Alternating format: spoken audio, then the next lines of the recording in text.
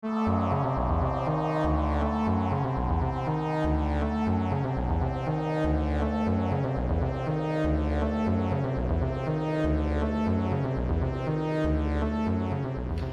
everybody! We were lucky enough to be able to attend Syracuse's first retro video game convention, which was RetroGameCon.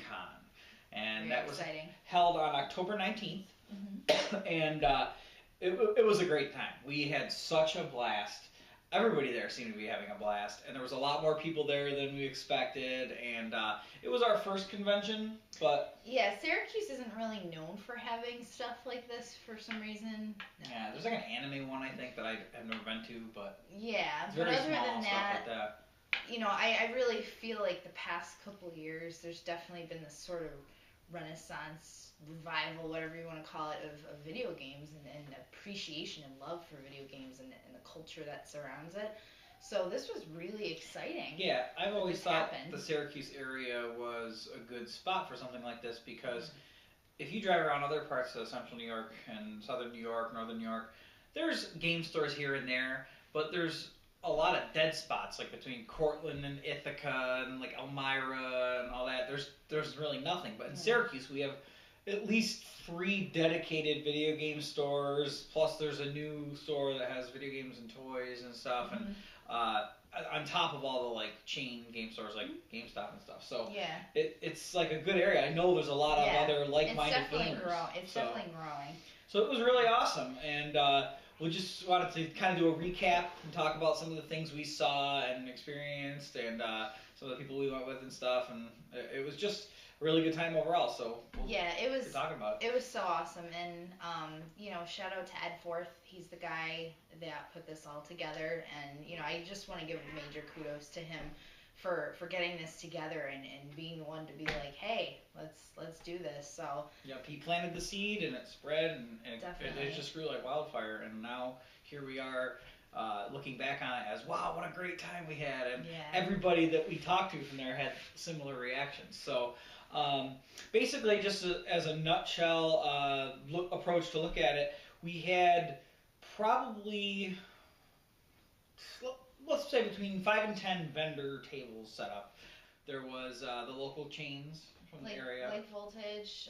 Voltage Video Games. Micro Game, Clutter Ducks, Infinite Lives, which they're actually based out of... 2 spots. They said they were in Oswego and in Watertown, so northern New York.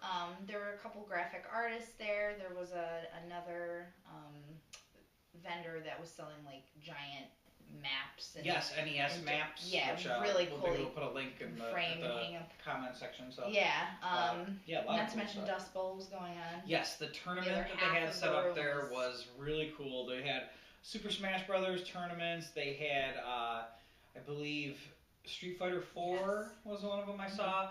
Maybe Marvel vs. Capcom 3. I didn't see a lot along the far wall, but it was in the Drivers Village Convention Center, which is in Cicero, New York, so just outside of Syracuse. And it was a pretty good venue. You know, we'll probably look for something else next year, but as the first venue, it suited it nicely. And they had, like we mentioned, the vendors, which there was a lot of stuff, a lot of games being sold that, like, you know, we found a lot of things, which we'll show in our pickup video.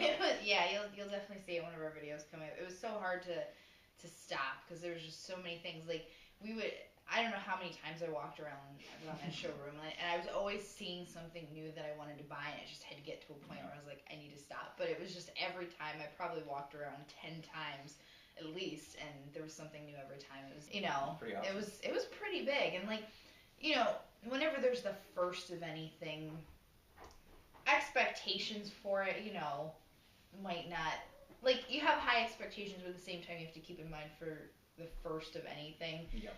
You know, sometimes there's a lot of stuff that needs work. I mean, I think for a first year event, this was incredible. There was, you know, there was the venues, there was Dust Bowl, there was also 3 panels that took place. The first one was a retro game roadshow, which was kind of like an antiques roadshow, except they were showing off unique, rare, expensive, or otherwise gaming or video games themselves, just different things to show off. There was a Vectrex in the box that was shown off and everything, and it was just cool seeing a lot of passionate gamers together talking about cool stuff. And the second panel was Gems of Genesis. Gems of the Genesis, which was really cool because I played a lot of Sega growing up, and it was good for people who maybe not played a lot of Genesis. Get to see a lot of cool games that you don't like hear myself. because they're not like you know as commonly seen or heard of, but are great games. Cool. And I think the third one, forgive me because I can't remember what it was called, but I know it was Final Fantasy. It was a Final Fantasy panel just to discuss like retrospective of like all the games and throw opinions around about which ones are the best and things that people love about the series and stuff. So pretty cool having those panels there, and looking forward to see what they do next year with panels because it's definitely it added a nice element. Yeah, they were like filled. People were definitely interested in seeing what the speakers had to say and really show cool.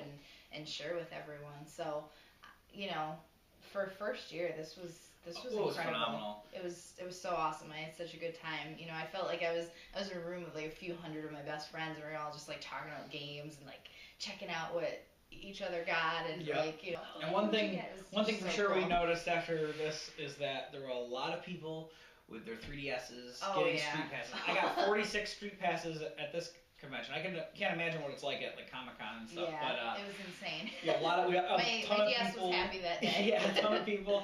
But basically, overall, it was a good time. A lot of like-minded people, all who were there to celebrate the hobby they love, and the amount of stuff for sale there was just great because you were seeing people find every time, like Megan mentioned, we go around numerous times around the tables.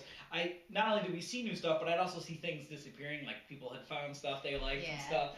And Voltage was selling their sprites, the Iron Pearl sprites. So there was like keychains everywhere. I kept seeing new people walking around with stuff. I'm like, oh, there's more of those. Yeah, and I had my Sprite. Yeah, it was really cool to see that. People were just finding stuff. I found a lot of things. Plus, it was fun to just dig through what they had and everything and see what was there. So I mean, half the fun is the hunt of it. So there were some other things too, like some games that were just open to play.